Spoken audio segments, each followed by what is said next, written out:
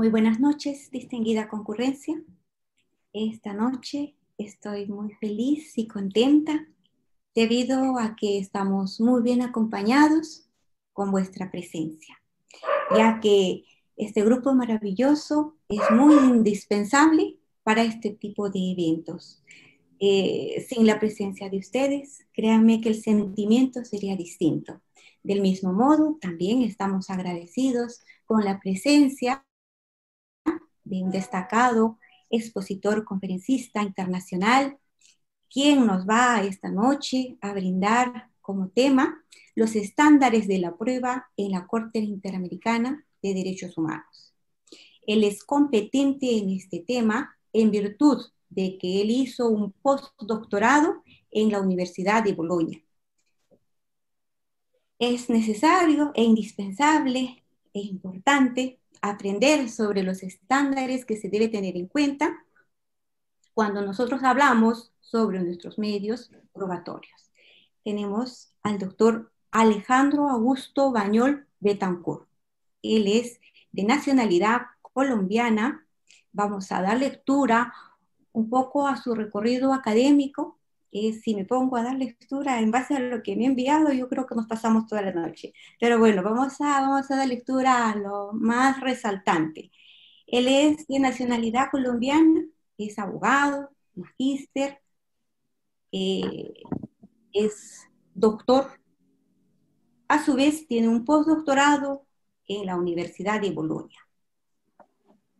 Está bastante involucrado en áreas sociales, derecho penal, derecho constitucional, derecho ambiental, derecho procesal, entre otras ramas del derecho.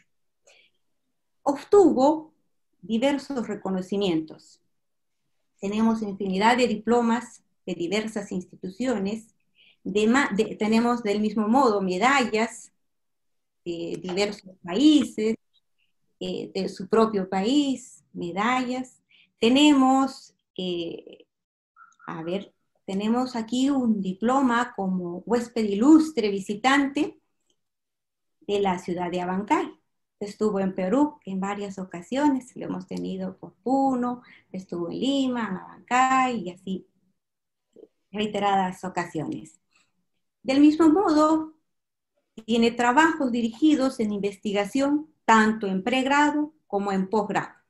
Él estuvo como jurado en comisiones evaluadoras de pregrado, posgrados, eventos científicos, conferencista nacional e internacional. Tiene artículos, bastantes artículos en los cuales ha estado él inmerso. Hizo un artículo sobre una entrevista que hizo al doctor Adolfo Alvarado Villoso en Colombia sobre el garantismo procesal. Tiene otro artículo, no hay precio justo en el libre mercado. La neoinquisición procesal en algunas legislaciones latinoamericanas. El activismo judicial versus al garantismo procesal. Del mismo modo, tiene producciones bibliográficas, bastantes libros. Tenemos aquí la intervención del Estado y las normas de protección al consumidor. Y entre muchas otras lecturas. Vamos a invitarlo al doctor para que pueda él un poco nutrirnos con respecto a este tema que es tan importante. Doctor Alejandro Bañol, por favor, le cedemos el uso de la palabra. Bueno, encantado, doctora Isabel Ramírez, de saludarla, de reencontrarnos. Abrazo grande, lo mismo que al doctor Willy Ramírez, director general de Sofía, ya que me acoge en esta oportunidad a compartir con ustedes, distinguidos participantes, de análisis jurídico, del mundo jurídico, y de esta manera pues entrar como también a agradecer a todos los participantes que disponen de su vital tiempo para llenar este espacio que tenemos de amistad, de afecto, de comunidad académica. Saben que tienen un colega más, un amigo más aquí en Colombia que le reconoce y le respeta, y además de eso pues está dispuesto a escuchar sus llamados, sus consultas, sus invitaciones, y esto es en doble sentido, para efectos de lograr integrarnos en una comunidad académica y construir tejido científico, tejido social, tejido académico, que es tan necesario, sobre todo en épocas difíciles como las que hemos venido sobrellevando toda la comunidad mundial, todo el globo, frente a temas de salud pública como el que nos ha convocado, nos sigue convocando, y la reacción realmente de qué tipo de sociedad, de qué tipo de ciudadano es el que nos queda en el tránsito y después del tránsito pandémico. Eh, ¿Cómo vamos a convivir en nuestras instituciones jurídicas, nuestras instituciones por cómo deben integrarse, cómo deben ser más ágiles frente a los conflictos intersubjetivos de intereses que se generan? Gracias a la Casa de Estudios, gracias a la amable invitación que me ha cursado el doctor Willy Ramírez y todo su equipo, la doctora Isabel Ramírez, que me acogen en esta oportunidad. Sí, mi tema es sobre los estándares en el sistema interamericano de derechos humanos. Hace parte también, digamos, de una avanzada, aquí se le dice, de una deriva de investigación académica relacionada precisamente con la conformación, el origen de esos sistemas eh, de estándares que se vienen presentando dentro del campo de los derechos humanos.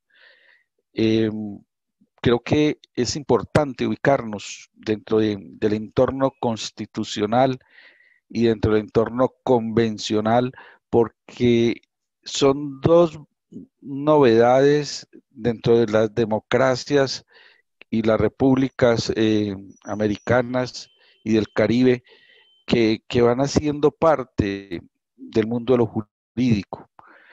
No es solamente que las repúblicas son independientes, soberanas, sino que también son solidarias y también hacen parte de una comunidad internacional. Y nuestras repúblicas, legadas precisamente de esos movimientos revolucionarios europeos, francés básicamente, inglés y también la influencia norteamericana con su revolución independentista, fluyen sobre todas las instituciones republicanas. En este sentido, la administración de justicia, el sistema de justicia es tocado, es permeado precisamente eh, con toda la historia de la humanidad, porque nosotros vamos acopiando a partir de nuestra colonia, a partir de nuestra forma de liberación, todas unas instituciones que fueron quedando por periodos de más de 300 años, digamos, de establecimiento europeo en territorio americano. El mayor influyente, el mayor país que participó dentro de todo este tema, pues es España. Eh, Inglaterra, pues en la zona del Caribe, Francia en la zona del Caribe. También tenemos Belice que hizo parte pues de la colonia inglesa y el mapa se nos agranda un poco con Brasil, que tuvo toda su influencia portuguesa, ¿cierto? Todo el tema monárquico portugués. Las monarquías entonces entraban a jugar un papel importante dentro de este tema del control de sus colonias y los ciudadanos, las personas que hace 200 años, 250 años, 300 años estaban vitalmente ubicadas en América, pues tenían sí o sí por acción de la fuerza, la violencia, el pánico, el terror, el dolor que se imponía, ser sujetos de esos esquemas que se estaban presentando. Entonces, modernamente, todo esto nos llega a nuestras legislaciones penales, civiles, laborales, y hemos tratado como de irlo superando, pero cada vez se van combinando las cosas, o sea, no tenemos sistemas de enjuiciamiento únicos de este entorno americano y el Caribe. Esto significa que somos parte de un proceso constructivo, dinámico, y que las instituciones jurídicas,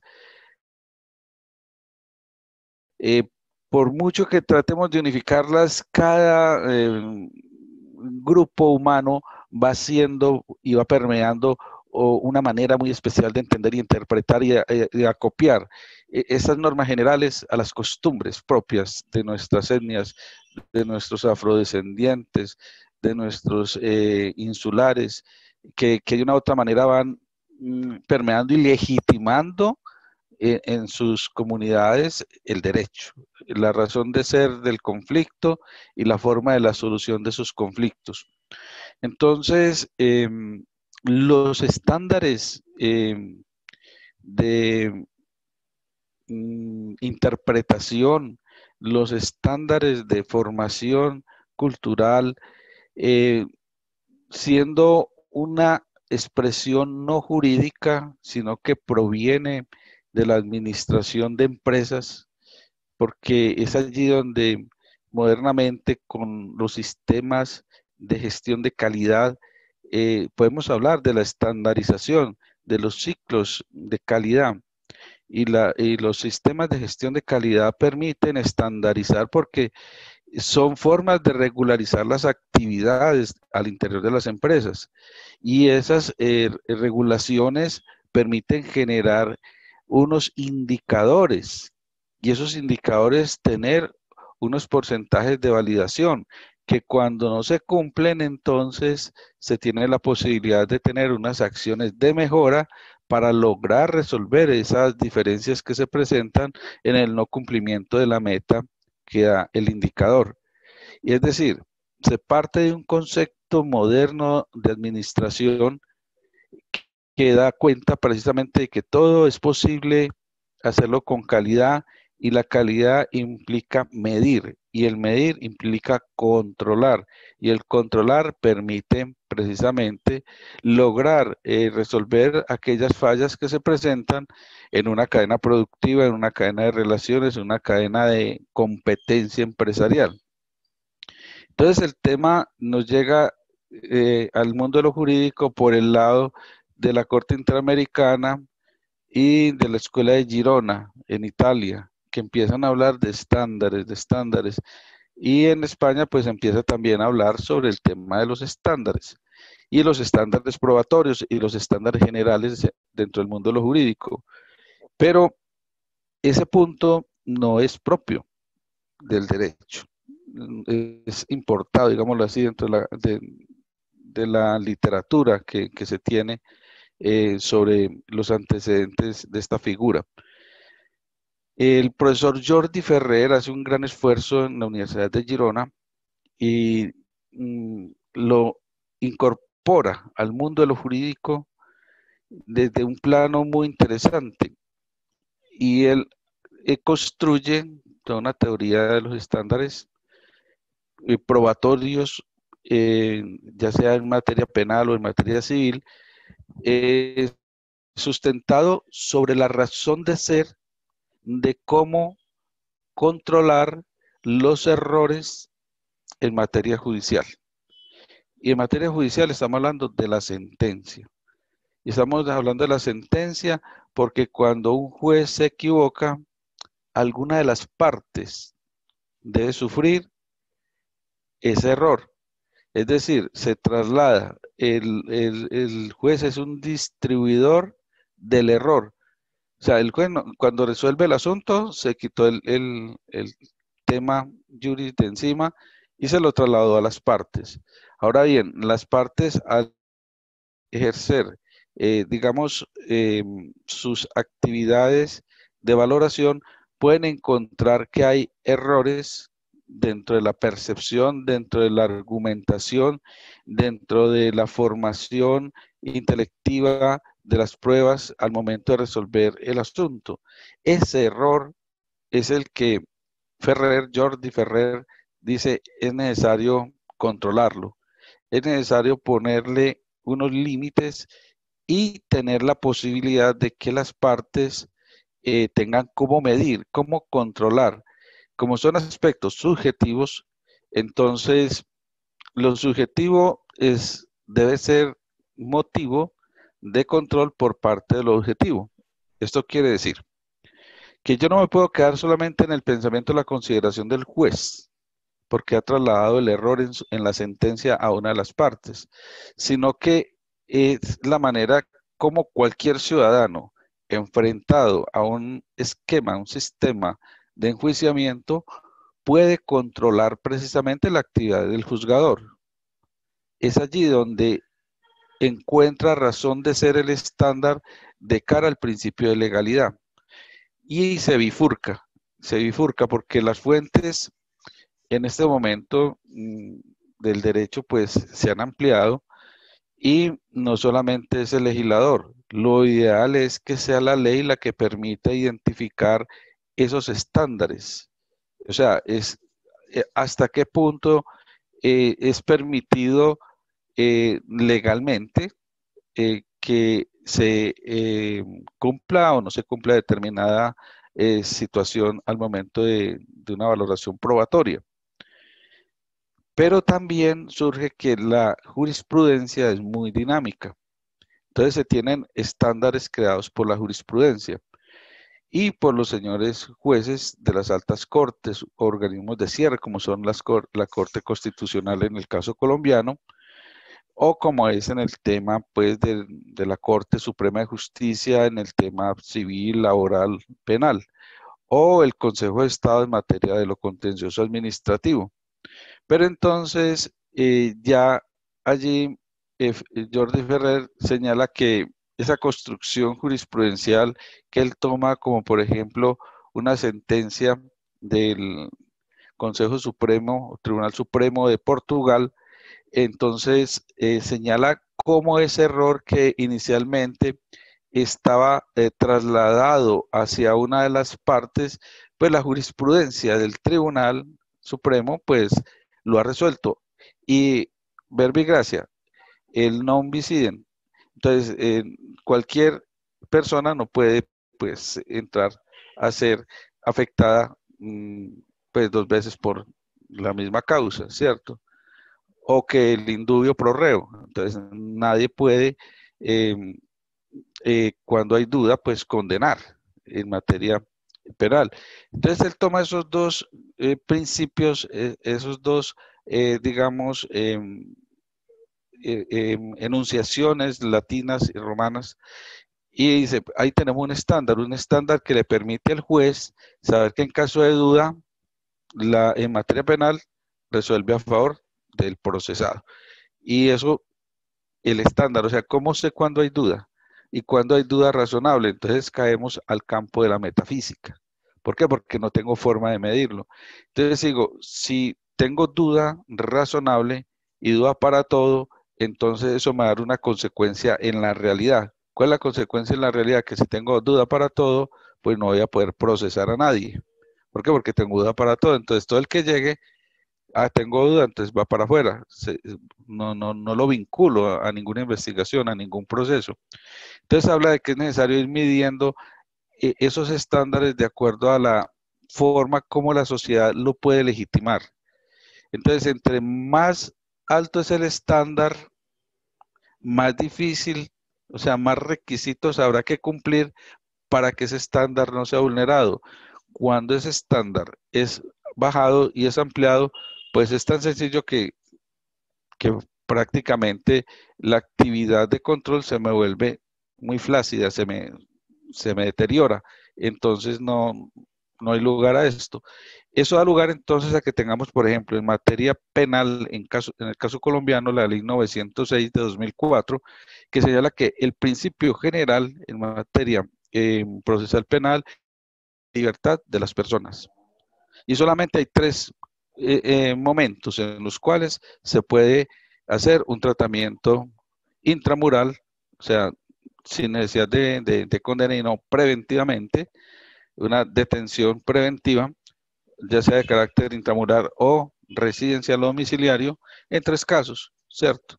Entonces, de resto, lo común frente al sistema de enjuiciamiento penal con tendencia a la oralidad y de carácter mixto en Colombia, empieza a conjugar ese estándar de la libertad.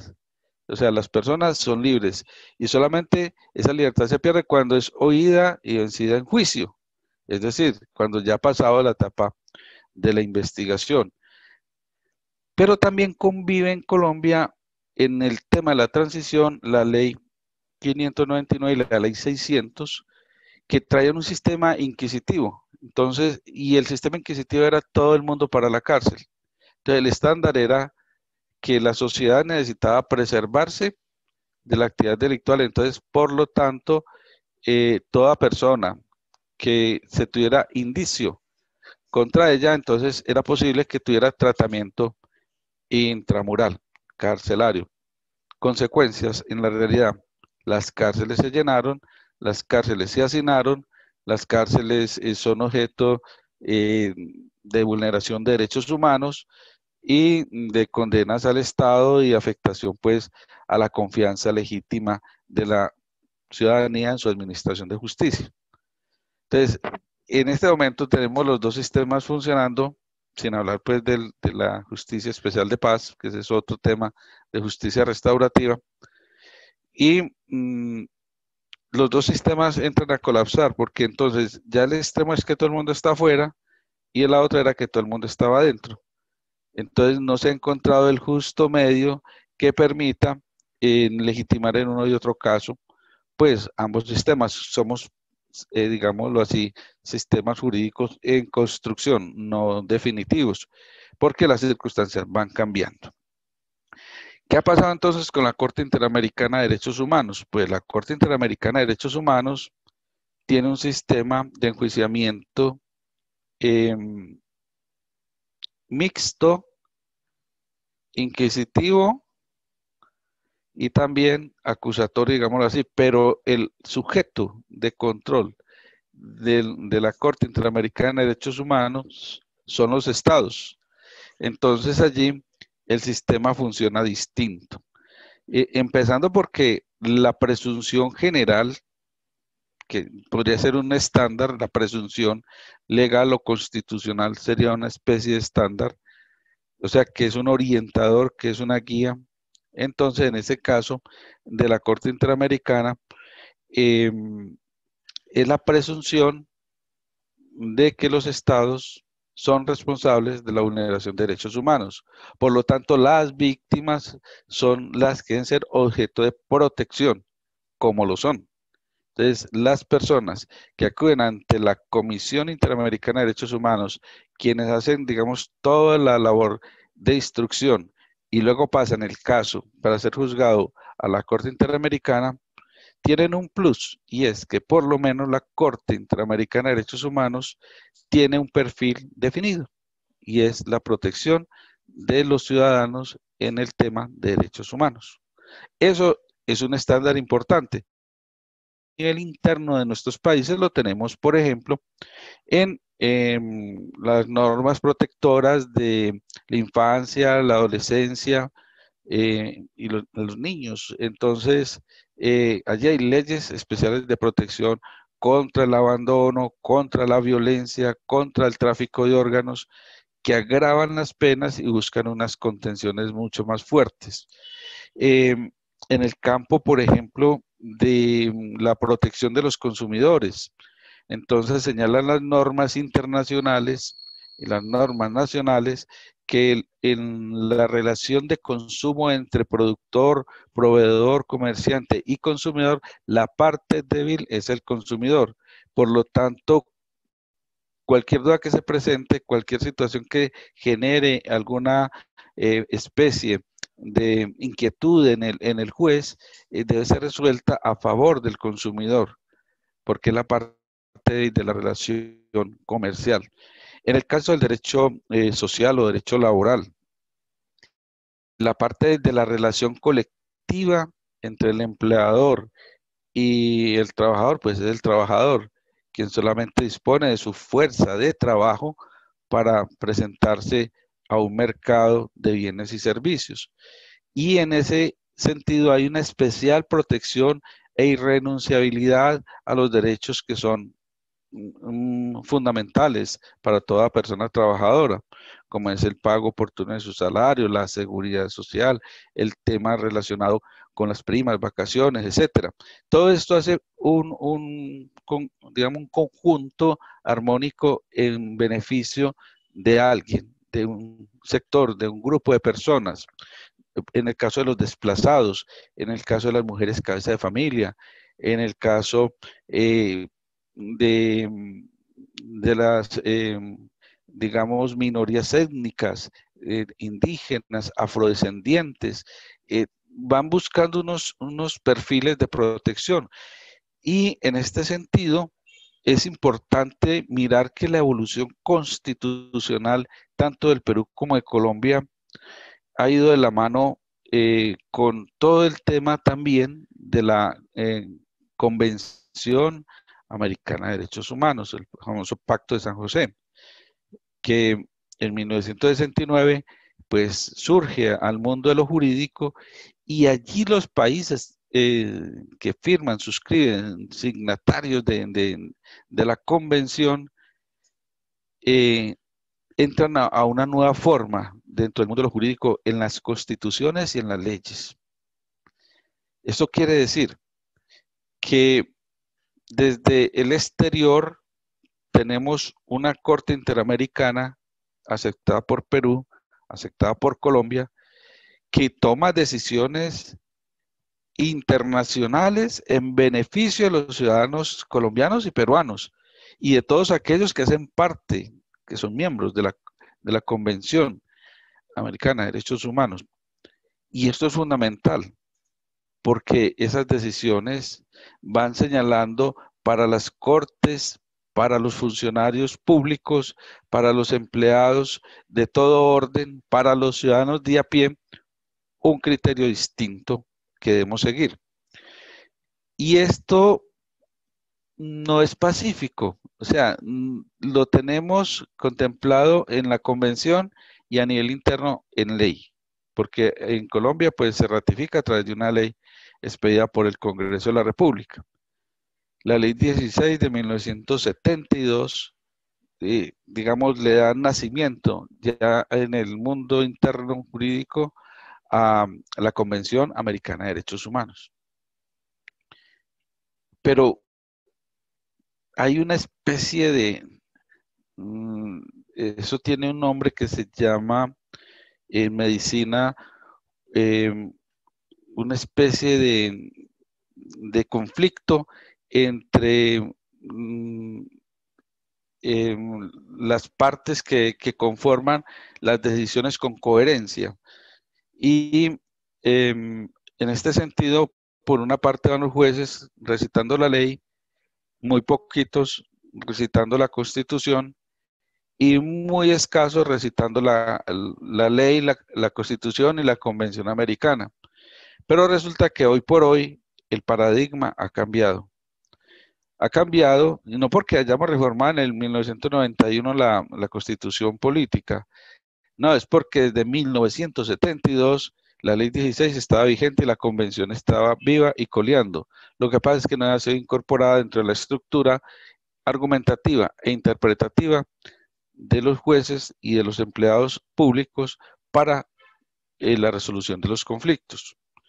Hoy por hoy es mucho más fuerte esa presencia, es mucho más, digamos, influyente dentro de las decisiones que han tenido incluso la posibilidad de generar reformas constitucionales para adecuar la Constitución a las convenciones.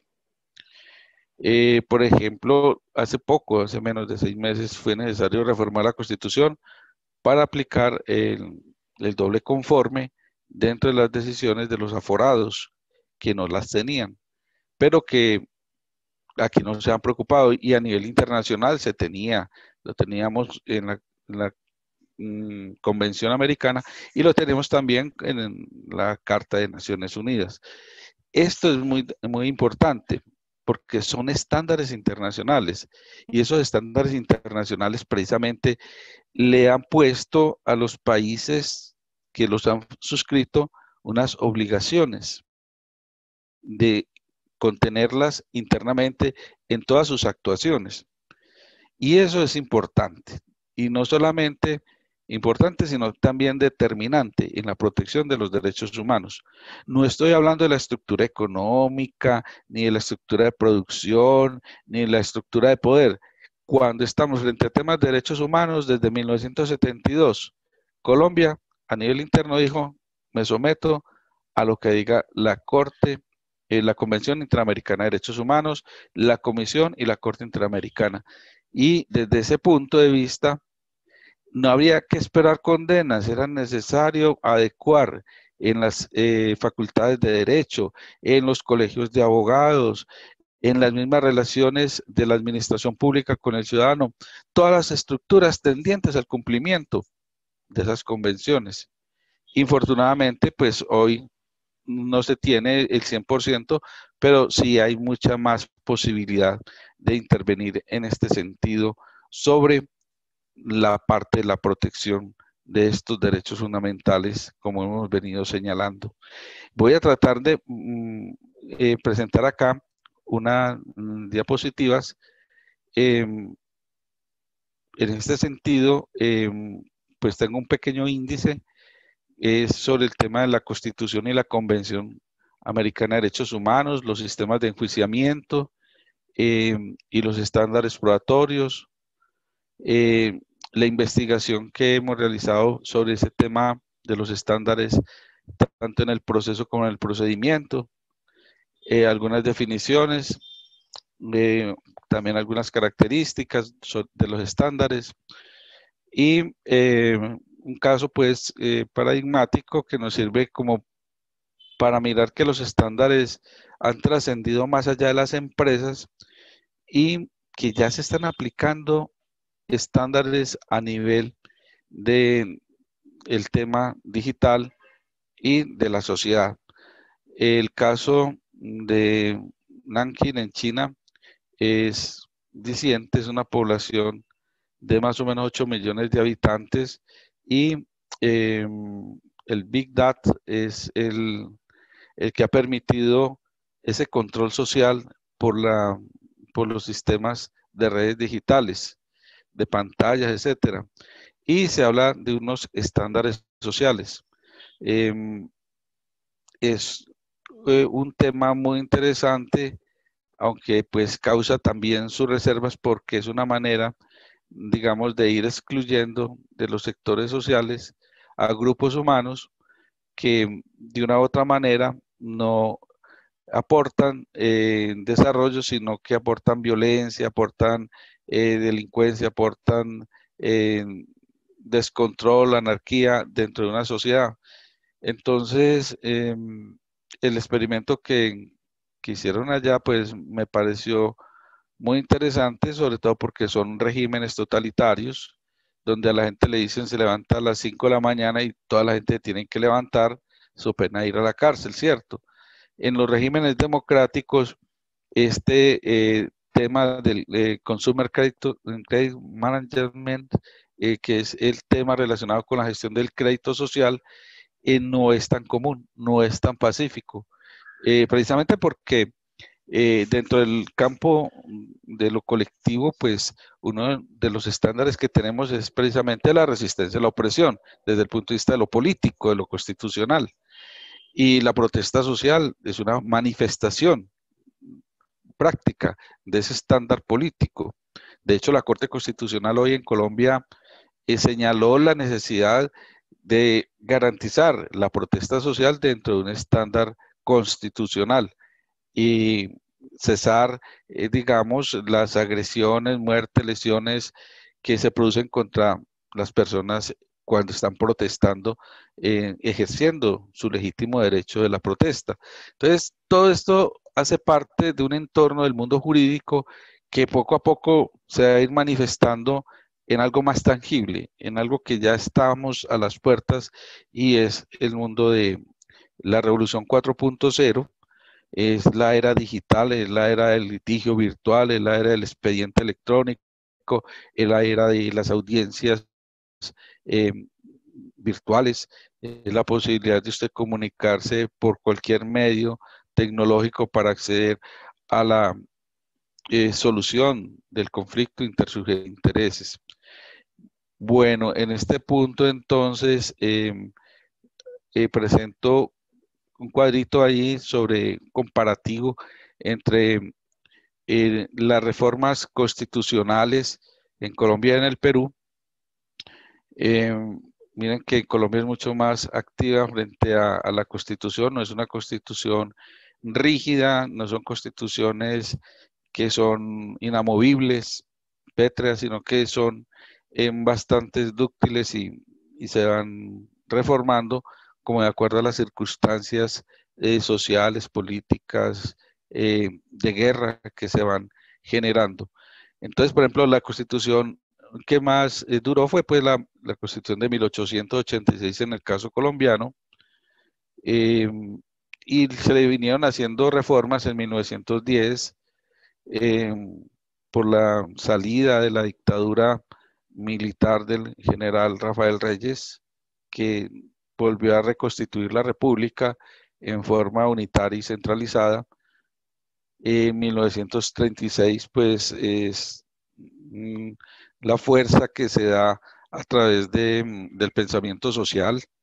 En 1945, la reforma administrativa con la misión Kemmerer y la reestructuración de la banca central. En 1968 se reforma la Constitución porque era necesario crear pues, el acceso a los cargos públicos a través de concursos de méritos. En 1979 se dan unas reformas pues también con la economía. En el 86 también, 1986 también se empieza a reestructurar con instituciones como la Contraloría.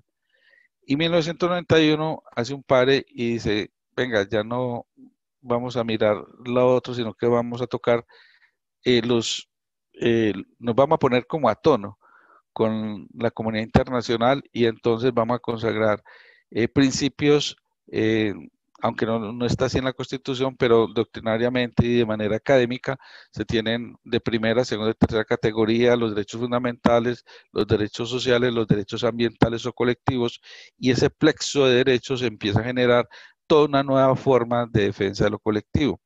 Pero en 1969, por eso está en rojo, Colombia hace parte, suscribe la Convención Americana de Derechos Humanos. Es decir, desde 1969, Colombia señala que en materia de derechos humanos, en adelante se somete a la Convención. Y eso no va tan de la mano con las reformas posteriores.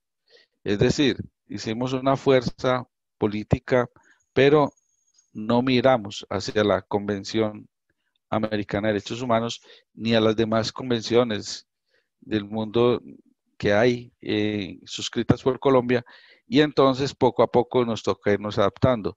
En tanto en el Perú, la Constitución de 1867, 1929, 1933, 1979, 1993 dan cuenta de una forma de estructurar el poder político y social en el Perú. Pero en 1977 Perú suscribe la Convención Americana de Derechos Humanos y ratifica hacia 1981 pues todo el tema relacionado con la autorización o el acuerdo o la aceptación de la competencia de la Corte Interamericana de Derechos Humanos y de la Comisión Interamericana de Derechos Humanos.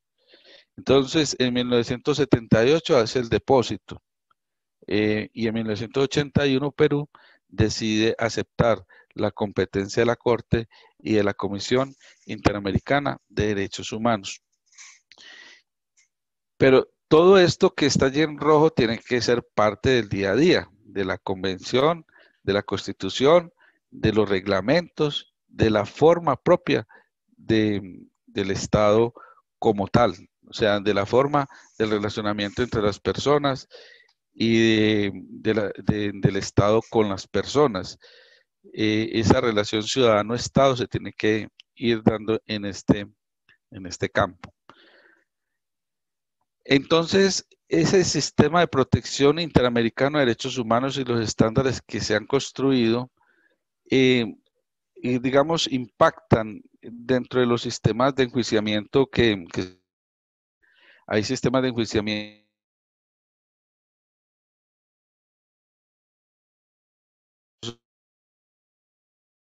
de uno y otro elementos, pero también tenemos sistemas de enjuiciamiento religioso, sistemas con tendencia a lo inquisitivo, sistemas con tendencia a lo acusatorio y con sus formas de oralidad, escritura o mixtos.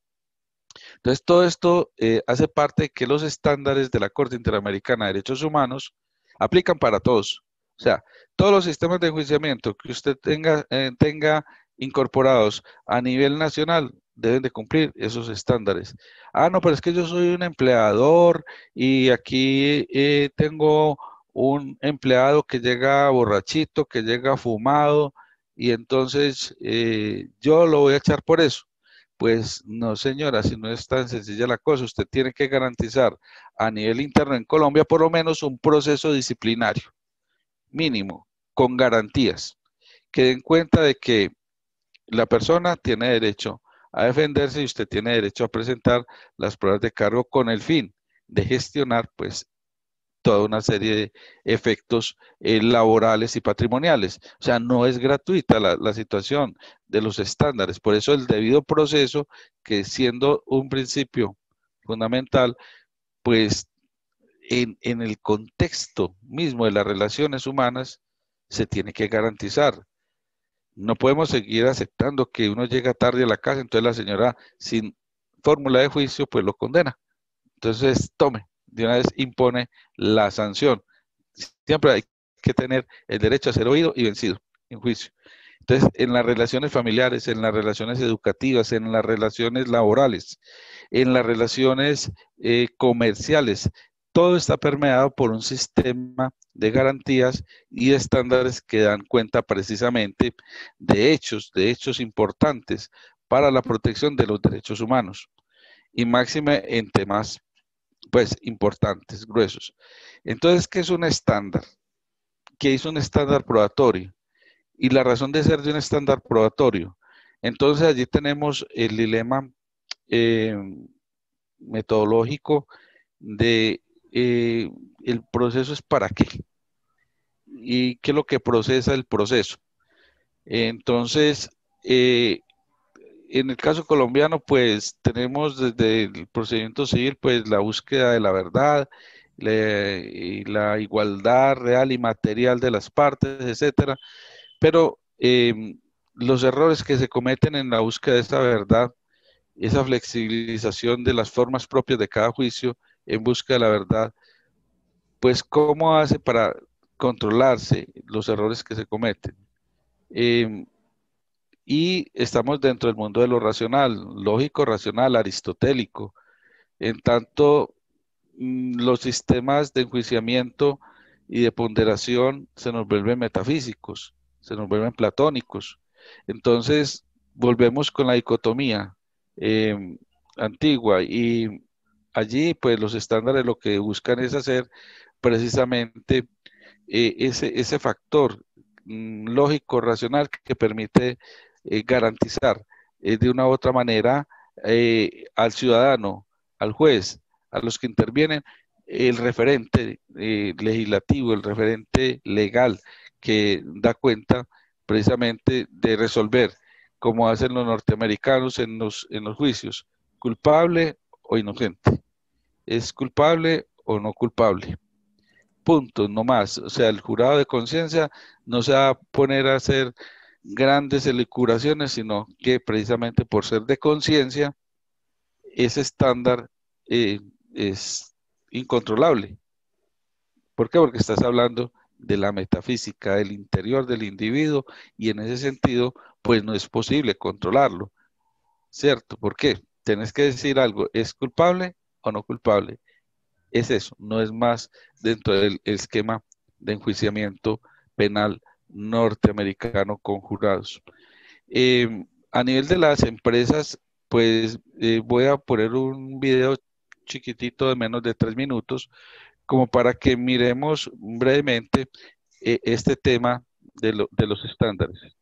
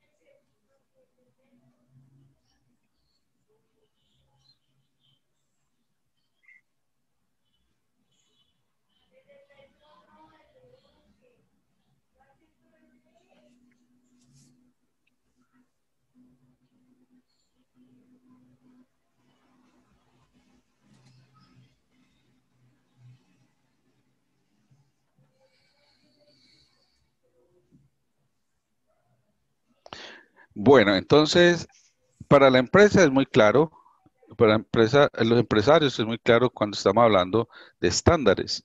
¿Por qué? Porque es una forma de medir, controlar, dirigir. Pero cuando estamos aplicando estándares a la Administración de Justicia y estándares a la valoración probatoria, pues es mucha más la exigencia, mucho más los argumentos que tendrán que cumplirse para poder materializar en indicadores reales, pues lo que se viene a generar con el tema de los estándares en el campo del conocimiento, en el campo epistemológico, en el campo de la solución racional de un conflicto.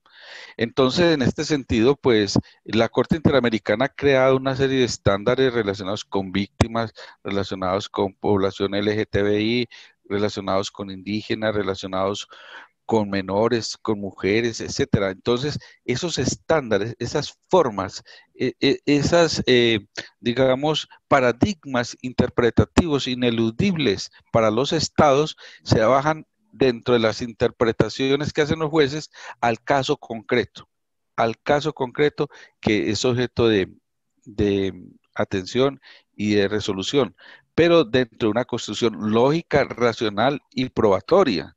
O sea, eso tiene que estar amarrado porque eso es lo que le da precisamente la legitimidad a la decisión judicial.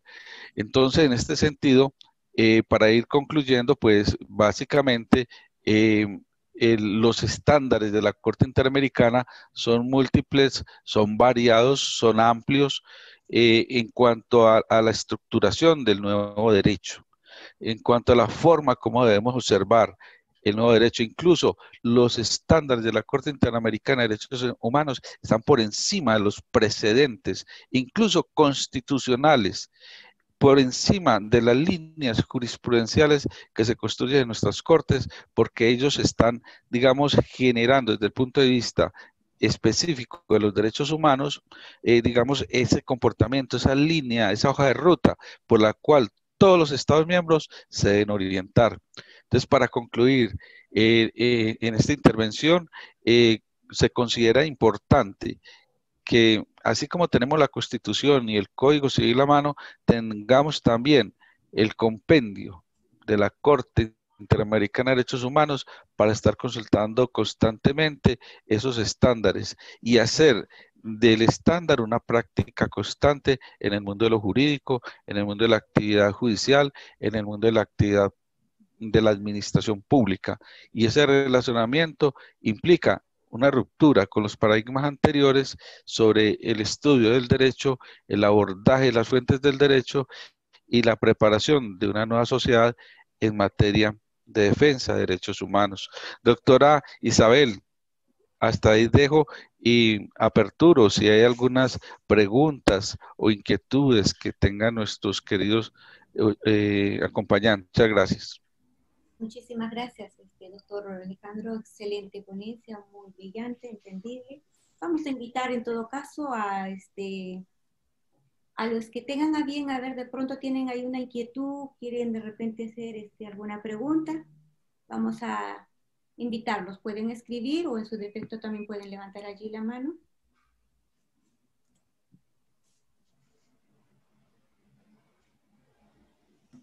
Ahí ya leo, excelente ponencia, doctor Alejandro Bañol. Están contentísimos. Ajá, Muchas gracias. Alejandro dice, felicidades. Allí nos escribe la doctora Berioska Ormachea. Muchas gracias. No veo, a ver, me parece que ha estado tan claro que ya la mayoría está... Está levantando la mano Mirta Espada. Mirta, a ver, Mirta.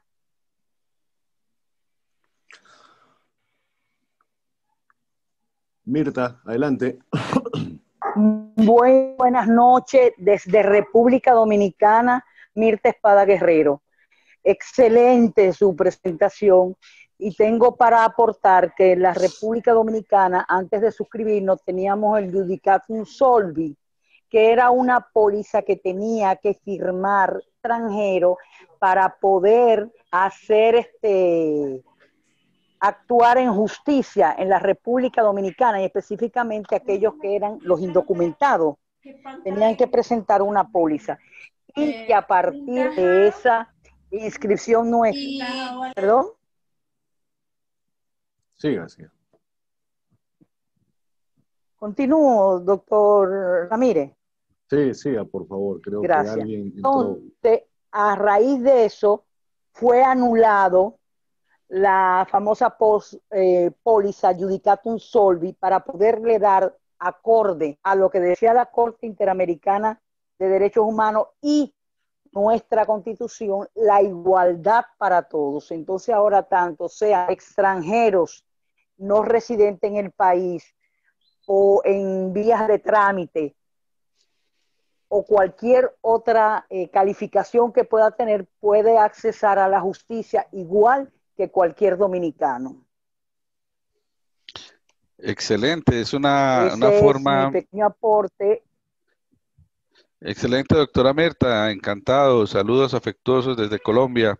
Y como es lo que hemos venido señalando, lo que se dice para Colombia en materia de la Corte Interamericana de Derechos Humanos, con las condenas que nos han señalado, las fallas que hemos tenido, igual aplica para todos los países que hacen parte de la convención, porque no es que este estado ya quedó allá señalado, no, la convención es precisamente la posibilidad que tienen los países de mejora continua, digamos, en un sistema de gestión de calidad en defensa de los derechos humanos, y estoy hablando en términos empresariales, no jurídicos, sino que desde el plano de vista de la cosa pública, gerenciada como la responsabilidad del cumplimiento de fines estatales dentro de nuestros estados sociales y democráticos de derecho, tenemos que acudir precisamente a todo lo que sea para mejorar la calidad de vida y la defensa de los derechos humanos de toda América Latina y el Caribe. Muchas gracias, sí. Muchísimas gracias, doctor Alejandro. ¿Alguien más, por favor?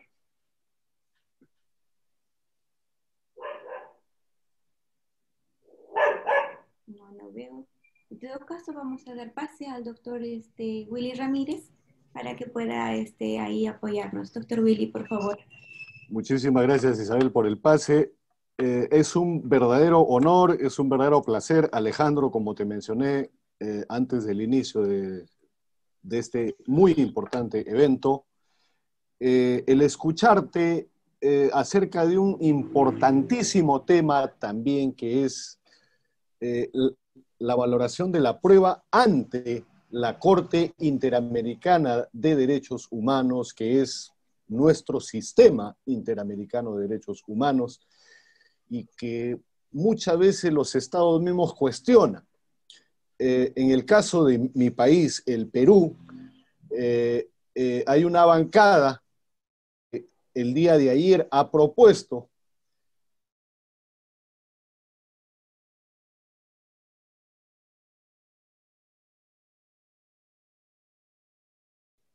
Perú debe denunciar el Pacto de San José. O sea, que se debe retirar del Pacto de San José por la sencilla razón de que hay que condenar a pena de muerte a los políticos y a los empresarios corruptos. Yo me hago la pregunta, ¿estos congresistas acaso quieren de que nos quedemos sin habitantes en nuestros países latinoamericanos? Estoy exagerando la nota adrede, por si acaso. Sí, sí, sí. Es cierto, lo que está llenando el doctor Willy es una oleada, ya Venezuela lo ha hecho, ha denunciado la convención y se ha buscado retirar.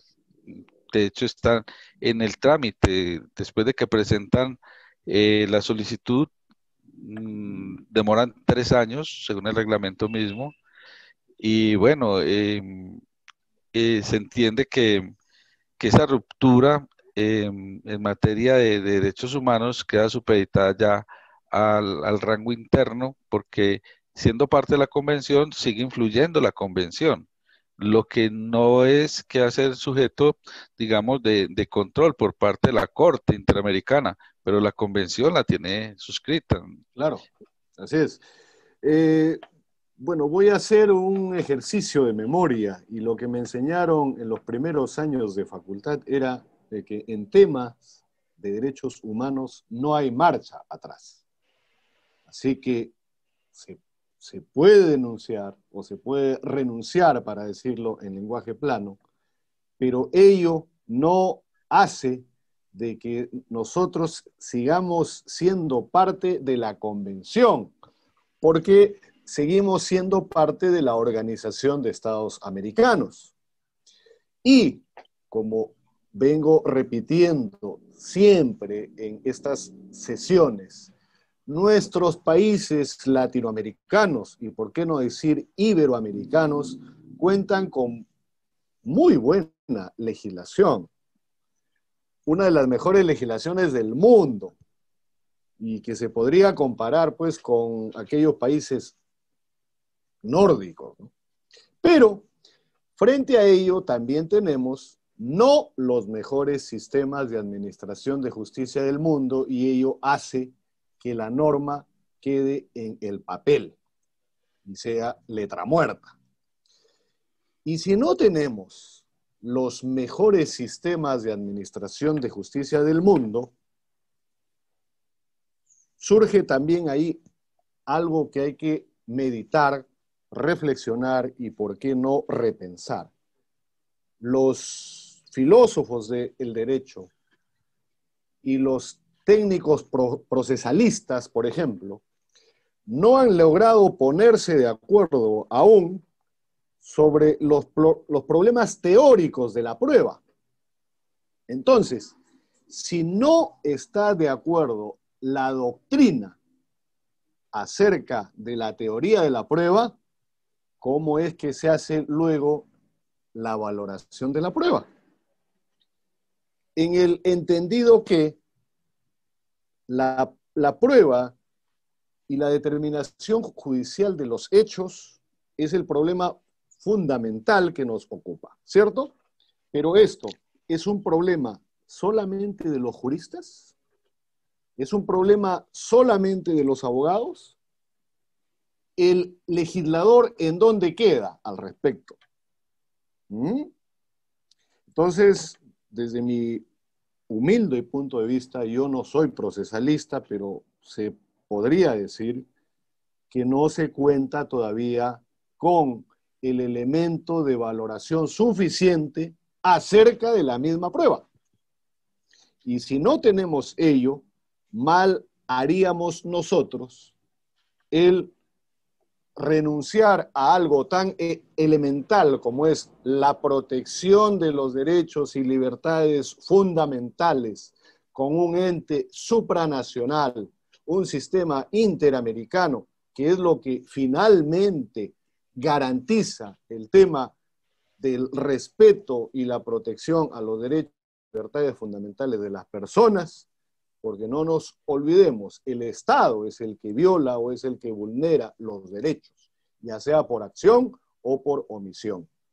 Entonces, si es el Estado mismo el que vulnera los derechos y se echa mano al derecho para dilucidar esto, mal haríamos el, en vez de ir hacia adelante, estaríamos quizás un tanto retrocediendo en el tema tan elemental, en el eje central, diría yo, que constituye los derechos humanos y que para eso está la Convención y que para eso está el sistema.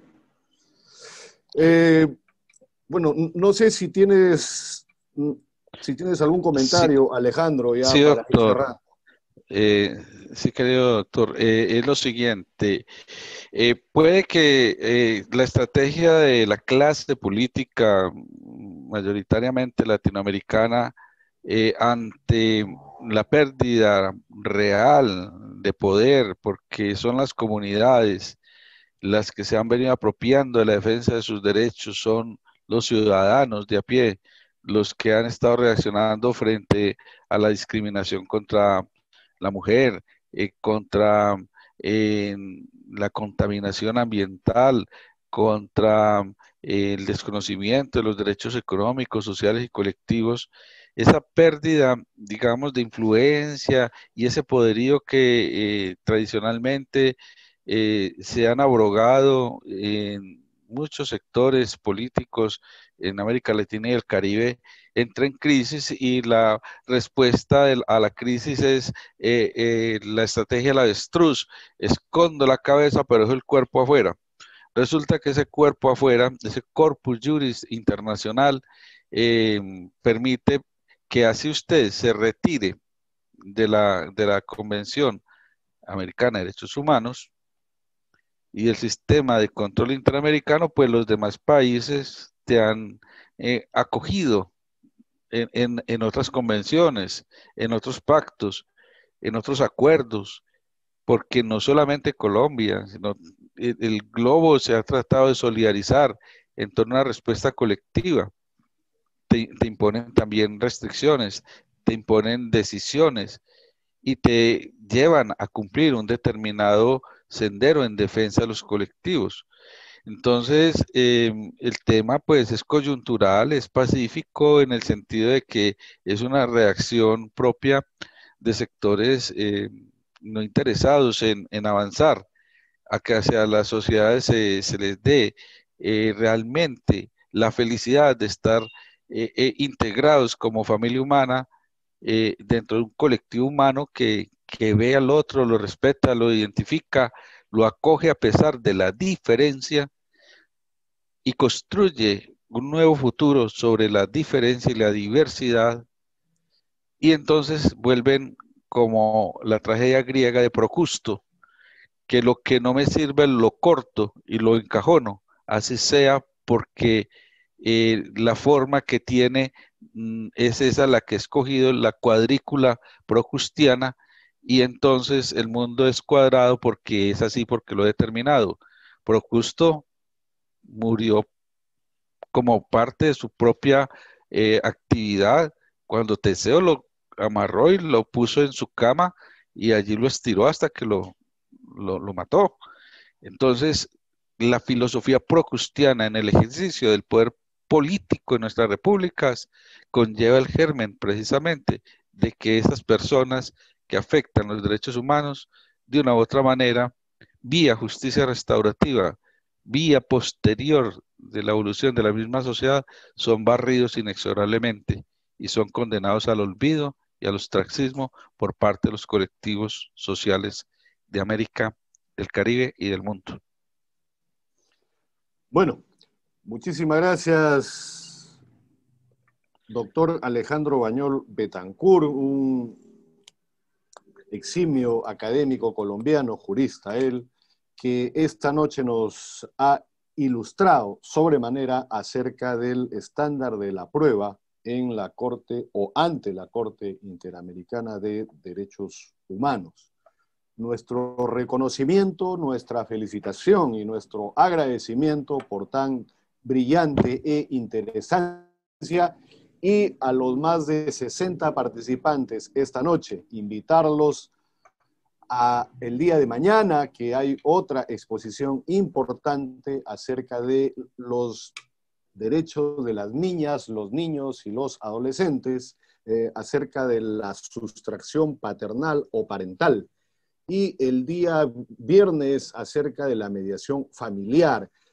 Estas conferencias internacionales y estas semanas internacionales, esta ya es la segunda, es obra y gracia de Isabel Ramírez. Isabel Ramírez Peña es una inquieta colega que siempre anda detrás de este tipo de eventos que no hacen sino acrecentar nuestro conocimiento jurídico y amplía un tanto nuestra perspectiva desde la visión ya no necesariamente local o nacional, sino internacional. Muchísimas gracias, Alejandro. Doctor Willy Ramírez, doctora Isabel, a todo el equipo. Muchas gracias, un abrazo grande desde esta, su tierra querida también, muy amables. Gracias, gracias. Bueno, mucho. Bueno, los esperamos mañana. Un abrazo fuerte y a cuidarse. Gracias, hasta mañana. Hasta mañana, Dios los bendiga, muchas gracias.